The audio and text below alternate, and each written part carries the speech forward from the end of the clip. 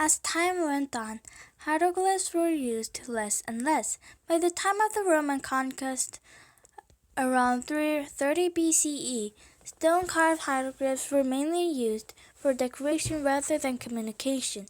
Today, you don't have to travel to Egypt to see real hieroglyphs. Major museums such as New York's Metropolitan Museum of Art and the British Museum in London have exhibits of Egyptian writing. In some cities, all you have to do is walk down the street.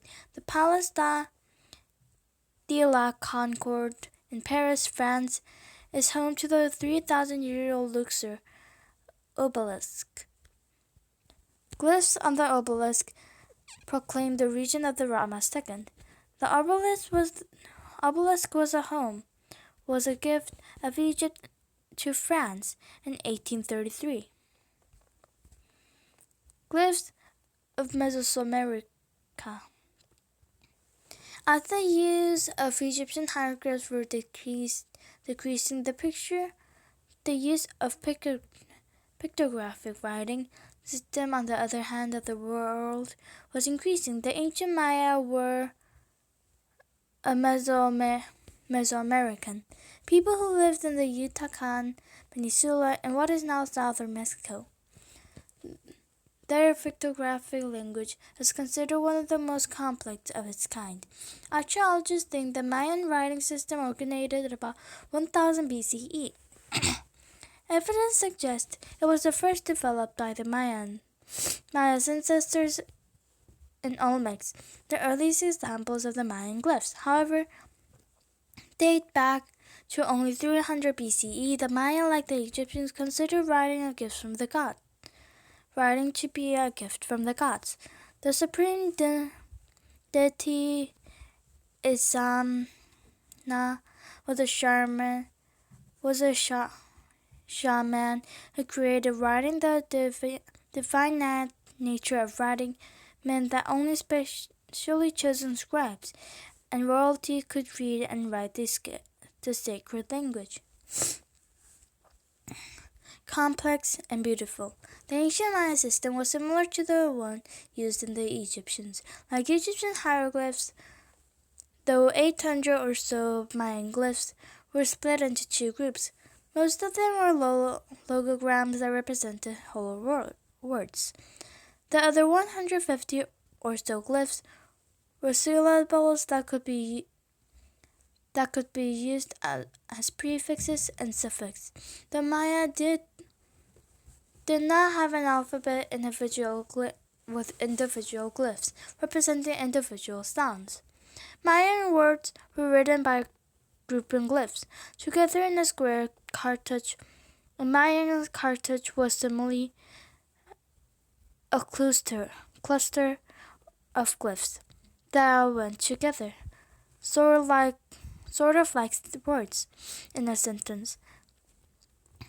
Then those squares were organized into a grid that were placed in paired columns and read from left to right, then down in a zigzag pattern. Mayan scribes took great care in creating beautiful cartouches. The design of each one was a source of pride. Scribes wanted their work to stand out and arrange the glyphs within each cartouche, as they thought best. This practice enhanced each message's unique beauty, but it also made writing a bit difficult since the same ideas could be shown in different ways. Another feature that made the messages hard to read was that certain logograms could also be used as syllables. A life of Mayan scribes. Just as the Egyptian scribes were important to the pharaoh, Mayan scribes were important to tribal kings. Scribes wrote text using in religious ceremonies. Sadly, most Mayan books were destroyed during the Spanish conquest of the region in the 16th century. Mayan writing was often used to record the king's victories in battle. Monuments and temples had glyphs carved into their stone walls and obelisks. The messages were a kind of propaganda. written to boast about a ruler's achievements. These displays were a way for rulers to show authority and assert their power. It was up to the scribes to post these messages in public. This was easy and safe for the scribes of the victorious king. It was not as easy, however, for scribes who were on the losing side of the battle. Conquerors believed that the best way to win the war of words was to deny their enemy the chance to use them. Captured scribes from the losing side often have their hands hurt to keep them from ever writing again. Amusing examples of Mayan glyphs can be seen at sites through the Yucatan Peninsula. Ruins of Palenque,